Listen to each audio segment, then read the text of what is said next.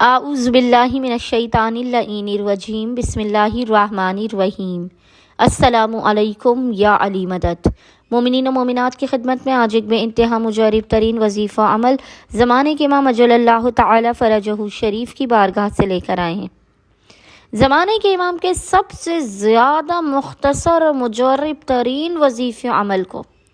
اگر آپ چاہتے ہیں نا کہ آپ کی حاجات فوراً کے فوراً کوئی بہت ایمرجنسی حاجت ہے، آپ چاہتے ہیں فوراً آپ کو عطا کر دی جائے، عمل مکمل ہونے سے پہلے، مقام سے ہٹنے سے پہلے تو مومنین اس وظیفے عمل کو منگل والے دن، ٹیوزڈے والے دن آفٹر نماز مغربین، بعد نماز مغربین لازماً کیا کیجیے۔ مغرب کی نماز کے بعد سے لے کر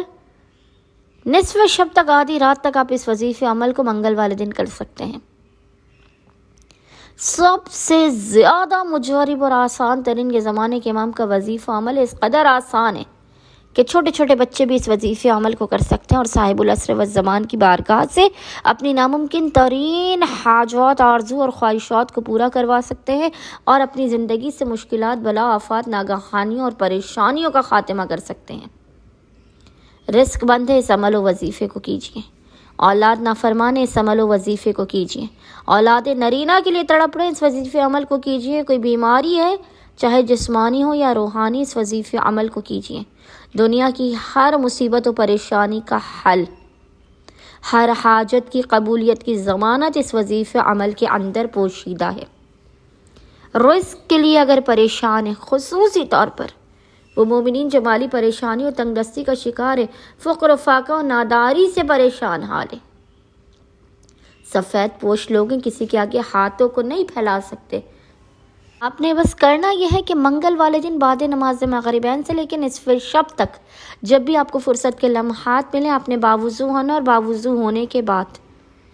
محمد اور آل محمد پر اول و آخر 14 مرتبہ 14 ٹائمز درود بھیجنے کے درمیان میں قبلہ رخ بیٹھ کر 14 مرتبہ ہی 14 ٹائمز آپ نے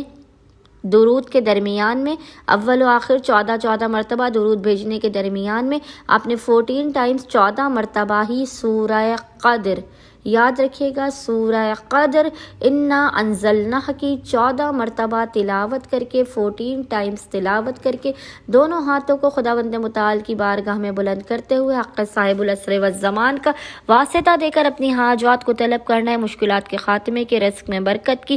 بہترین نصیب و مقدر کی دعا کرنی ہے۔ انشاءاللہ تعالی خداوند متعال زمانے کے امام کے حق صدقے میں آپ کے بگڑے ہوئے نصیبوں کو بنا دے گا، ہر حاجت عطا کر دے گا، مشکل پریشانی، آفت اور ناگہانیوں کو آپ کی زندگی سے ٹال دے گا۔ اللہم صلی علی محمد و آل محمد وعجل فرجہم اجمعین۔